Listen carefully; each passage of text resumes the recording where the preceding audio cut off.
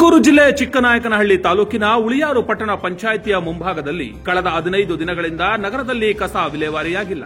ಕಸ ವಿಲೇವಾರಿ ಮಾಡಲು ಜಾಗವಿಲ್ಲ ಎಂಬ ಕಾರಣಕ್ಕೆ ಕಸ ವಿಲೇವಾರಿ ಮಾಡದೆ ಬೇಜವಾಬ್ದಾರಿತನ ತೋರುತ್ತಿದೆ ಎಂದು ಆರೋಪಿಸಿ ಕರ್ನಾಟಕ ರಾಜ್ಯ ರೈತ ಸಂಘ ಕೆಆರ್ಎಸ್ ಪಕ್ಷ ಮುಖಂಡರಿಂದ ಉಳಿಯಾರು ಪಟ್ಟಣ ಪಂಚಾಯಿತಿಯ ಮುಂದೆ ಬೃಹತ್ ಪ್ರತಿಭಟನೆಯನ್ನ ಮಾಡುತ್ತಿದ್ದಾರೆ.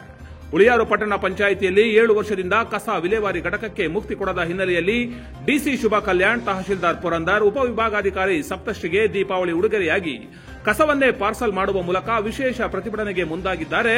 ಉಳಿಯಾರು ಪಟ್ಟಣ ಪಂಚಾಯಿತಿಯ ಮುಂಭಾಗದಲ್ಲಿ ಕೆಆರ್ಎಸ್ ಪಕ್ಷದವರು ಹಾಗೂ ರೈತ ಸಂಘದವರು.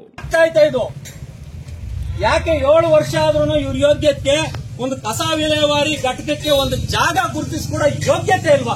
ಈ ಸಂಪತ್ತಿಗೆ ಇವರು IAS ಯಾಕೆ ಮಾಡಬೇಕು, IPS ಯಾಕೆ ಮಾಡಬೇಕು, ಯಾಕೆ ಬೇಕು ಇವರು? ನಮ್ಗೆ ಜಿಲ್ಲೆಗೆ ಜಿಲ್ಲಾಧಿಕಾರಿಗಳು ಯಾಕೆ ಬೇಕು, ವರಿಷ್ಠಾಧಿಕಾರಿಗಳು ಅಂತ ಯಾಕೆ ಇವ್ರು ಬೇಕಾಗೈತೆ?